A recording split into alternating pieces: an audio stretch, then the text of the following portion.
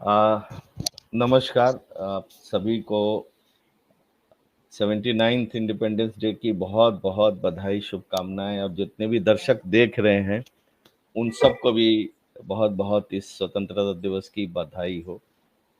देखिए, 79 ईयर्स कम नहीं होता है। और एक 47 में जो हमें आज़ादी मिली और आज मतलब 79 वर्ष हो गए हमारी आज़ादी को। तो देखा जाए तो जो भारत का विकास रहा या भारत का जो ग्रोथ रहा या आइडिया ऑफ इंडिया किस रूप में आगे बढ़ा है, मुझे लगता है कि आज एक सर बेहतर। आप 78 साल कह रहे हैं सर, वो हाँ, कहीं ऐसा ना हो कि जी, कुछ भक्त लोग नाराज हो जाएं। सर 11 साल बोलिए, 11 साल हुए आजादी जी, के, ऐसा मत कहिए सर। आप थोड़ा नहीं कोई सोचिए सर, अपने बात बारे में, हमारे बारे में भी सर। जी। तो जो आइडिया ऑफ इंडिया रहा है वो कोई एक दिन या एक साल, 5 साल, 10 साल की तो चीज रही नहीं है। वह आइडिया ऑफ इंडिया हमारी जो विरासत रही है वहां से, और पूरी जो आज़ादी की लड़ाई रही है। अब ये माने चाहे ना माने, लड़ाई तो रही ही है, जबरदस्त लड़ाई रही है। और 78 वर्ष या 79 वर्ष कम नहीं होता है एक देश को खड़ा होने में। जापान को देखिए, सेकेंड वर्ल्ड वॉर में जब उस पे एटम बम गिराए गए थे, पूरी तरह तबाह हो गया था। तो उसी समय जापान के साथ भी देखिए, साल 2 साल पहले की केवल बात है, 45 में गिराया गया था। जापान कहाँ से कहाँ आगे बढ़ गया। तो एक जो संकल्प होता है वह किसी देश को आगे बढ़ाने का काम करता है। मोदी जी कहते तो हैं कि हम संकल्प लेते हैं, हमारे अंदर वो जज्बा है, हम दिखा कर रहेंगे, ये तमाम इस प्रकार की बातें कहते तो हैं। लेकिन जब एक्शन की बात आती है तो बिल्कुल उल्टे नजर आते हैं। आज का भी जो उनका 15 अगस्त पे जो भाषण रहा है, तो वही बात है, कुछ कुछ मतलब साफ नहीं बात कर पा रहे हैं, वो इनडायरेक्टली बात कर रहे हैं। बात तो वो कर रहे हैं जीएसटी की, बात वो कर रहे हैं विकसित भारत रोजगार कल्याण एक योजना भी उन्होंने लागू की 1 लाख करोड़ के फंड के साथ। बात वो कर रहे हैं सेमीकंडक्टर की, बात कर रहे हैं, बात वो कर रहे हैं डिफेंस सेक्टर में जो डेवलपमेंट हुआ, सब वो बात कर रहे हैं। तो भाई फिर जब इतना बात आप कर रहे हैं तो देश पीछे कहाँ है फिर? तो फिर खुलकर आप क्यों नहीं कहते हैं जिसकी बात आपने कही ना, कि इधर चला मैं उधर चला। तो अगर इतनी चीजें आपको लग रही है तो आप खुलकर बोलिए कि नहीं, कि हमारा जो भारत है वो भारत की जो फॉरेन पॉलिसी होगी या डिप्लोमेटिक पॉलिसी होगी, उसका यह एक अप्रोच होगा। लेकिन बात वही है, उसको आप दूसरे तरीके से कहिए, न खुदा ही मिला न विसाले सनम। वो इसको इस रूप में भी कह सकते हैं कि अच्छी खासी भारत की एक जबरदस्त छवि थी अंतर्राष्ट्रीय स्तर पर, जो पूरे दुनिया में भारत की आर्थिक रूप से देखिए उतना मजबूत नहीं था, लेकिन डिप्लोमेटिकली और फॉरेन पॉलिसी के लेवल पे दुनिया में भारत का बहुत सम्मान था। जितने भी लीडर्स हुए, चाहे वो नरसिम्हा राव हुए, मनमोहन सिंह हुए, चाहे अटल बिहारी वाजपेयी हुए, इन सब लोगों का एक सम्मान था, एक कद था। और खास तौर से जितने भी अफ्रीकन कंट्रीज थे और लैटिन अमेरिकन और एशिया के जितने भी देश थे, वो सिर्फ और सिर्फ भारत की तरफ ही देखते थे। और उनको लगता था कि भारत उनकी आवाज है, भारत सिर्फ अपनी आवाज नहीं, भारत उनकी भी आवाज है। और इस नाते भारत की जबरदस्त एक छवि थी। आज तो आपके अपने पड़ोसियों के साथ मतलब इतने खराब रिश्ते हो चुके हैं कि बाकी कंट्रीज की बात क्या की जाए। तो एक बहुत बड़े कंफ्यूजन वाले इस स्थिति में तो हम लोग हैं ही, एक दोराहे पे खड़े हैं। और सबसे बड़ी बात यह है कि आगे रास्ता क्या है यह भी नहीं समझ में आ रहा। क्योंकि जो आपने शुरुआती अपने संबोधन में यह बात की, जैसे हिंदी चीनी भाई वाली बात, यानी अगर भारत की सरकार आज जाती है चाइना में कुछ बातचीत करने के लिए तो वो तो आपको राष्ट्रभक्ति नजर आती है। लेकिन अगर राहुल गांधी चले जाएं या विपक्ष का कोई नेता चले जाए तो वहां आपको देशद्रोह नजर आने लगता है।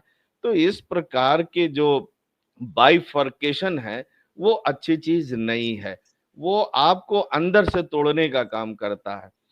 तो देखिए, कायदे से तो ये है कि यह देश सबका है, किसी एक पार्टी का नहीं है। भाजपा का तो खैर कतई नहीं है, ना भाजपा का कोई योगदान है इस देश को बनाने में।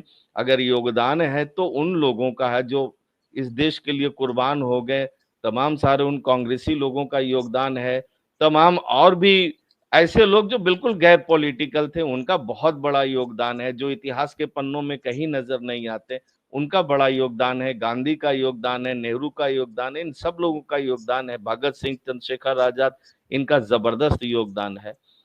तो उनके योगदानों को देखिए कभी नहीं भुलाया जा सकता है। लेकिन जैसा आपने कहा कि भारत अब 14-11 वर्ष ही पहले आजाद हुआ है, तो अब इस प्रकार की बातें तो देखिए अच्छा नहीं लगता है। पार्टी के लेवल पे आप अपने समर्थकों के लिए भले आप जोश भर दीजिए, लेकिन हकीकत यह है कि नागरिकता के भाव से अगर देखा जाए, India as a country in making के हिसाब से अगर देखा जाए तो अच्छे भाव नहीं है, आपको कहना ही पड़ेगा। और एक तरफ आज मोदी जी ने यह भी कहा कि हम अपनी डाइवर्सिटी पे प्राइड फील करते हैं। अरे भाई, कौन सी डाइवर्सिटी की बात करते हो जिसको आप समाप्त करना चाह रहे हो? पॉलिटिकली भी आप समाप्त करना चाह रहे हो, सोशली करना चाह रहे हो, और सबसे बड़ी बात है आप कल्चरली भी करना चाह रहे हो। तो इस प्रकार के केवल भाषण दे देने से नहीं होता, कथनी और करनी में जब बिल्कुल एक जैसी चीज आती है तो वो कॉन्फिडेंस नजर आता। वो कॉन्फिडेंस तो अब है ही नहीं। पिछले वर्ष भी 15 अगस्त को वो कॉन्फिडेंस नजर नहीं आया था, और इस बार भी नहीं है। हाँ, दो चीजें बिल्कुल सही है कि एक तो कि यह कहीं छोड़ के नहीं जा रहे हैं मोदी जी, जैसा कहा जा रहा है कि 75 ईयर्स पे शायद ये छोड़ दें, बिल्कुल कहीं नहीं जा रहे हैं।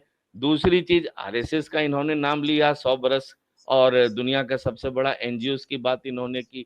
और तीसरी चीज जो जीएसटी कह रहे हैं कि दिवाली का एक बड़ा गिफ्ट है, आपने जो बात कही बिल्कुल सही कही कि जीएसटी को लेकर ही इतना कंफ्यूजन है।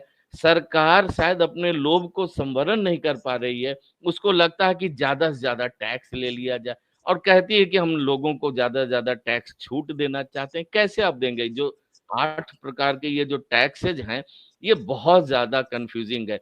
जब जीएसटी लाया गया था तो यह कहा गया था कि सिंप्लीफाई करने जा रहे, we are going to simplify our tax structure.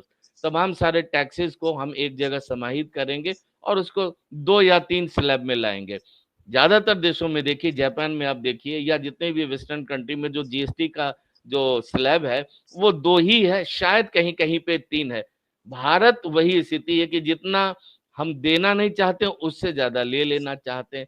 तो अब ये कौन सा गिफ्ट होगा? यानी एक चीज और मैं आपको बताऊं, उस समय बिहार का चुनाव भी होने वाला होगा, तो आचार संहिता भी होगी, तो क्या यह लागू कर पाएंगे दिवाली के समय? यह भी सोचने वाली बात है। या फिर बिहार का चुनाव नहीं होगा उस समय, जो मैं समझ पा रहा हूं, कहीं ना कहीं कुछ अंदर ये चीज भी हो सकती है। तो जीएसटी को लेकर सच पूछी तो भारत में टैक्स का जो स्ट्रक्चर है वो बहुत ज्यादा हाई है। एक तो पेट्रोलियम पदार्थ को लेकर लगातार यह बात कही जा रही है कि जीएसटी के दायरे में लाइए, आज तक आपने नहीं लाया। आखिर क्या रीजन है? भाई, पेट्रोल को लेकर आपने इतना, भाई रशिया से आपने जो सस्ता पेट्रोल लिया है उसका लाभ भारत को तो आपने दिया नहीं, भारत की जनता को तो दिया नहीं। वो 78% के आसपास जो सारा का सारा लाभ है वो तो रिलायंस को चला गया, तो वो तो सबसे बड़ा बेनिफिशियरी रहा। तो भारत की जनता तो ठगी महसूस करती रही।